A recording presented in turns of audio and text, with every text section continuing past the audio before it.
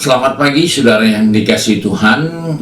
Kita jumpa lagi dalam renungan pagi GPD Bethesda Makassar.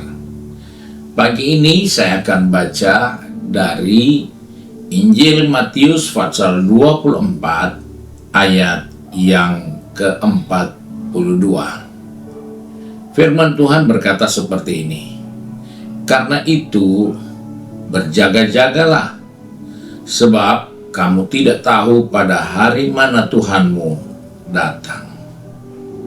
Kita menjumpai suatu nasihat tentang hari di mana kedatangan Tuhan akan terjadi atas kehidupan semua makhluk di bawah kolong langit ini. Yang lebih khususnya akan terjadi untuk saya dan saudara. Kita sebagai orang percaya, maka kita harus tahu supaya kita berjaga-jaga, karena kita tidak tahu kapan Tuhan akan datang, tetapi pasti akan datang. Sebab itu dia berani berikan kepastian. Kepastian itu akan dilihat bahwa satu orang akan diangkat, yang satu akan tertinggal. Jadi kalau ada dua orang di ladang, maka yang satu akan diangkat, yang satu akan tertinggal. Dan juga kalau ada orang-orang yang sedang memutar batu kilangan, yang seorang akan dibawa dan yang lain lagi akan diangkat. Ini menjadi peringatan untuk kita sebagai orang percaya, supaya kita berjaga-jaga. Karena kita tidak tahu bagaimana keadaan yang akan terjadi ketika Tuhan datang. Apakah kita siap atau tidak? Persoalannya bukan kita tidak kerja hanya menunggu kapan Tuhan datang, tetapi persoalannya ada syarat untuk kita dibawa, dan ada syarat yang tidak terpenuhi, maka kita akan tertinggal. Hal inilah yang diingatkan oleh Yesus dari awal. Sebab itu dia tidak pernah menyembunyikan hal yang penting itu untuk dikelabui, supaya orang ikut dia dulu, kemudian baru sadar, wah ternyata ini yang harus kita lakukan. Sehingga orang merasa keberatan, merasa tertipu dan lain sebagainya. Tapi dari awal Yesus sudah berkata dalam Lukas 9 ayat 23, setiap orang yang mau mengikut aku, ia harus menyangkal dirinya, memikul salibnya setiap hari, dan mengikut aku. Ini hal yang menjadi sebab kita akan diangkat atau kita akan ditinggal. Hal ini begitu penting karena itu hanya 3 syarat utama. Yaitu yang pertama, mau mengikut Yesus sampai dia ke rumah Bapa di surga, maka tidak ada pilihan yang kita harus lakukan selain 3 hal ini, yaitu menyangkali diri kita sendiri. Menyangkali diri itu adalah suatu penolakan terhadap kebiasaan yang lama, kebiasaan yang buruk. Dan itu sangat jelas dikatakan oleh Rasul Paulus dalam buku Galatia pasal 5 ayat 17. Tidak boleh mengikuti keinginan daging kita. Kita harus tinggalkan semua. Dan ini hal merupakan dasar awal, yaitu orang-orang yang mau mengikut Yesus sampai dia kembali ke rumah Bapa di surga, yaitu orang yang menolak keinginan dagingnya, tidak melepaskan keinginan dagingnya untuk menjadi bahagian penting dalam hidup ini, bahkan juga dengan jelas menginginkan hal-hal duniawi. Itu harus dihilangkan, itu harus ditinggalkan. Karena itulah yang kita sangkali. Keinginan daging harus kita sangkali, ego kita harga diri kita harus sangkali. Keinginan-keinginan dari dunia ini harus kita sangkali.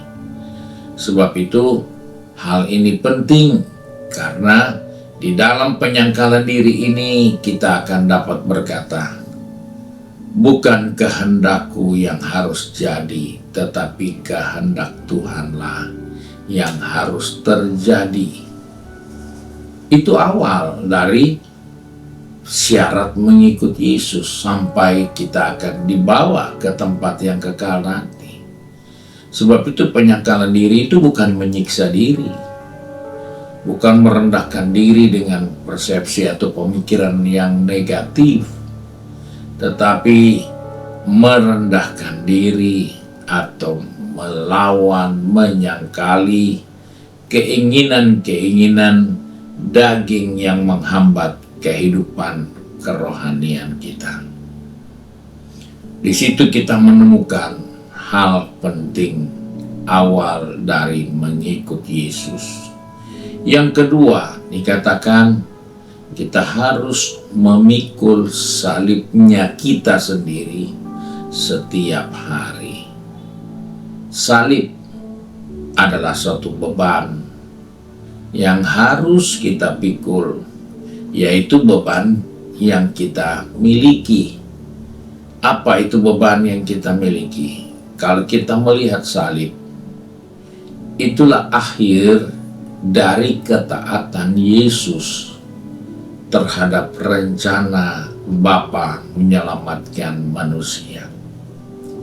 Jadi ketika kita bicara menyangkal diri, memikul salib, itu menunjukkan kepada ketaatan kita terhadap firman Tuhan. Ketaatan kita terhadap kehendak Tuhan. Hal ini penting karena kehendak Tuhan supaya kita tidak hidup terus di dalam dosa. Kehendak Tuhan supaya kita tidak terus tinggal dalam kelemahan kita. Kehendak Tuhan yaitu kita menjadi serupa dengan Dia. Jadi kita melihat syarat kedua adalah memikul salib. Adalah bahagian yang penting yang harus kita ingat, taat. Salib itu berbicara tentang ketaatan. Dan di sanalah akhir dari ketaatan Yesus sehingga kita bisa diselamatkan.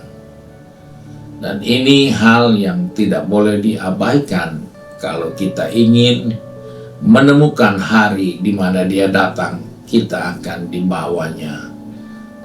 Dan kalau kita lalaikan hal ini, pasti kita akan tertinggal. Dan disitulah yang diingatkan atas kehidupan kita, bahwa memikul salib itu bukan hal-hal yang bodoh, tetapi adalah hal-hal yang penting, di mana dosa tidak berkuasa atas kehidupan kita. Kita tetap taat walaupun itu sulit, kita tetap percaya, dan walaupun kita belum tahu jalan Tuhan, tapi kita percaya ada jalan yang terbaik yang Dia siapkan bagi kita. Hidup sebagai murid yang harus kita ingat, kita bukan penonton dari perjalanan Yesus, tapi kita jadi murid dari Yesus yang ikut berjalan bersama Dia. Dan di situ kita melihat bahwa Yesus memanggil kita untuk mengikut Dia. Dan oleh sebab itu dikatakan, selain kita menyangkali diri, kita memikul salib, dan kita mengikut Dia. Mengikut bukanlah suatu tradisi, tapi mengikut adalah suatu perubahan dari karakter kita. Maka harus terjadi perubahan dari karakter kita, dari kebiasaan kita, agar kita benar-benar dapat dikatakan murid Yesus. Karena murid akan meniru dari gurunya. Murid akan juga melakukan hal-hal yang dilakukan oleh gurunya. Dan hal inilah yang diingatkan kepada kita, bahwa penyangkalan diri, memikul salib, dan ikut Yesus adalah syarat utama untuk kita bisa dibawanya. Dan jika kita lalaikan atau mengabaikan hal ini, kita akan ditinggalkannya. Kiranya Tuhan menolong kita untuk mencapai hari Tuhan, di mana kita akan pergi bersama Dia di dalam rumah yang Dia sudah siapkan bagi kita. Tuhan Yesus memberkati kita. Mari kita satu dalam doa.